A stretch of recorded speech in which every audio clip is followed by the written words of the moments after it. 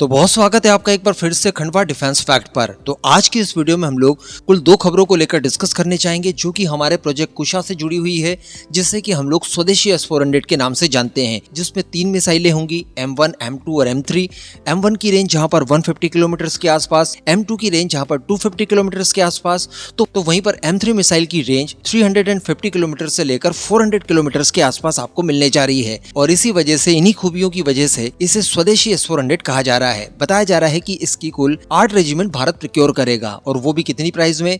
उतनी ही प्राइस में जितनी प्राइस में हम लोगों ने रशिया से 5 रेजिमेंट S-400 की खरीदी थी। कहने का मतलब S-400 की ताकत हमें आधी कीमतों पर उपलब्ध होंगी, और जब चाहे तब, जितनी चाहे उतनी हम लोग मिसाइलें हो, लॉन्चर्स हो, या फिर रडार सिस्टम या अलग अलग कंट्रोल सिस्टम्स हो, खरीद सकते हैं, क्योंकि ये सारा का सारा स्वदेशी माल है। तो पहली खबर जो निकल कर आ रही है वो एक नोट ऑन वार्निंग से जुड़ी हुई है। देखिए, मैं आपको बता दूं कि ये वर्ष 2028 तक पूरी तरह से ऑपरेशनल होने की बात बताई जा रही थी। तो अब इसके टेस्ट के समय शुरू हो चुका है। स्पेशली अगर बात की जाए M1 मिसाइल की, तो जो कि आपको 150 किलोमीटर के आसपास की रेंज देगी। तो इसी से मिलती जुलती एक नोट ऑन वार्निंग जारी हुई है। इसमें रेंज कवर की गई है 155 किलोमीटर, और जो डेट बताई जा रही वो है 30 अक्टूबर से 1 नवंबर के बीच में। तो अब इसी को लेकर कुछ एक्सपर्ट्स का ये अनुमान है कि इस दौरान M1 मिसाइल का ही परीक्षण किया जाएगा, जो कि प्रोजेक्ट कुशा की पहले इंटरसेप्टर मिसाइल मानी जा रही है। तो बिल्कुल ये हो सकता है, क्योंकि इसकी टेस्टिंग को लेकर तैयारियां कुछ समय पहले शुरू कर दी गई थी। उस समय मैंने आपको वीडियो बनाकर बताया भी था, तो संभव तो इसका यहाँ पर परीक्षण किया जा सकता है। अब अगली खबर जो निकल कर आ रही है, ये M2 से संबंधित निकल कर आ रही है। जी हाँ, प्रोजेक्ट कुशा की ही जो दूसरी इंटरसेप्टर मिसाइल होगी, जिसे हम लोग M2 के नाम से जानते हैं, जिसकी रेंज 250 किलोमीटर के आसपास होगी, उसको लेकर कुछ खबर निकल कर आई है, और वो खबर छुपी है इस इमेज के पीछे। बताया जा रहा है कि ये जो ऑब्जेक्ट आपको इस समय दिखाई दे रहा है, ये M2 मिसाइल की मोटर है। जी हाँ, ये वही सॉलिड रॉकेट मोटर है